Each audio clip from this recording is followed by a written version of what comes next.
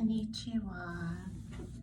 Today's daily devotional is for December the 17th, 2019, and it's do not be persuaded by the created. Okay?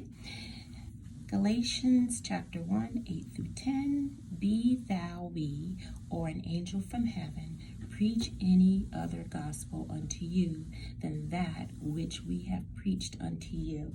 Let him be accursed. Okay, so this past Thursday, we had our office holiday party in Brooklyn.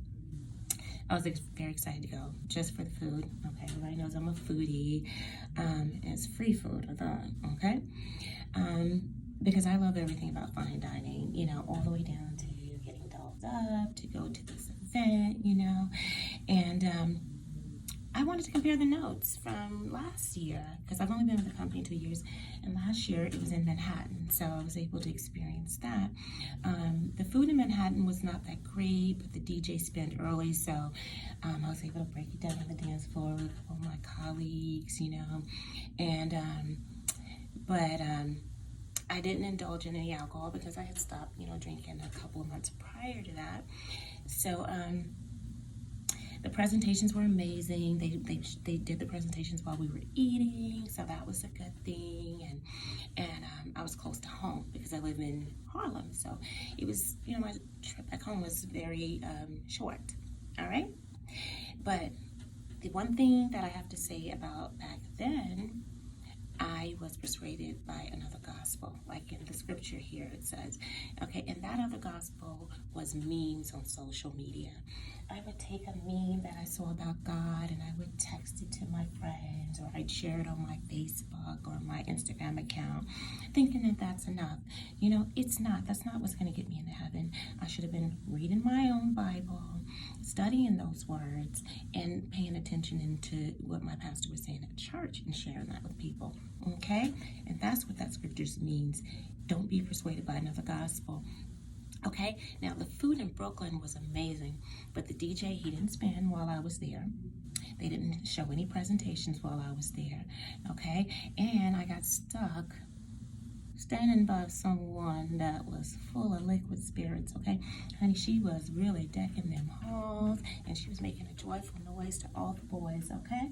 All right, honey, I did that before too, but I don't do that no more because, baby, I have been delivered, and I had no business being there, okay? And I knew it. And you know what? God sent someone to save me, because one of my colleagues who works in my department, beautiful girl, she's got a little baby bump, and she came and just grabbed me out of nowhere, and she said, "You coming with me? We're going to eat together," and we went and got us some Shirley Temples, honey. Okay, so that brings me to Galatians 1:9.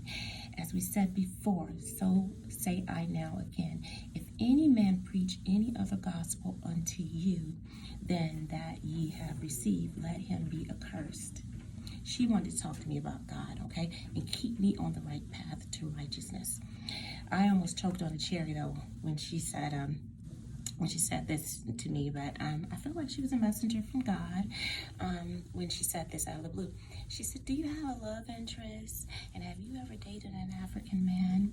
Okay, and I replied truthfully, I said, yes, I do have a love interest, but, it's complicated. In 8 years, I have not been dated, and no, I have not dated an African man, and, and she said to me, "Too long you have waited.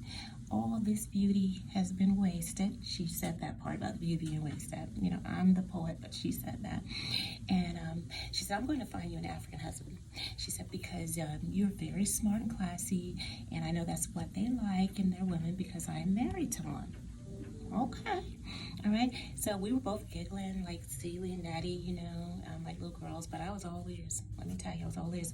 Then she showed me pictures of her family and shared how great it is, to, incorporate her American cultures with her husband's African culture, and how they're excited to bring in their, their little boy, in the mix with their 2 daughters that they had, So, but I have to tell you, I was really happy. I feel like that was God, wanted me there just for that reason, to hear her presentation, and he was my DJ, amping me up, dropping that beat, like somebody point to the patient person to shine a light on her, shine a light on her. I'm the patient person, so and my soul was getting down, dancing, and so I left immediately after that with a full belly, not once shaking my jelly on no man-made dance floor, because I just want to do that for my king, when God sends him to me. So needless to say, now that I have been with the company for 2 years and attended both events, I don't want to go back to Manhattan. Brooklyn was the best all around, even though I have to travel further. I still have no desire to go back to the Manhattan venue. So that brings me to Galatians 1:10. For do I now persuade men or God? Do I seek to please men? For if I yet please men, I should not be in the servant of Christ. And that's how it is when you experience the world and all it has to offer. And then you experience God and all he has to offer. The world just gave me a quick fix, like fix a flat. Plying me with alcohol and a large dance floor to dance my cares away like a silly toddler down on Fraggle Rock to escape all my failures. But when I came back down, the pain returned, and sometimes, I had a really bad headache. And guess what? The world abandoned me most of the time, all right?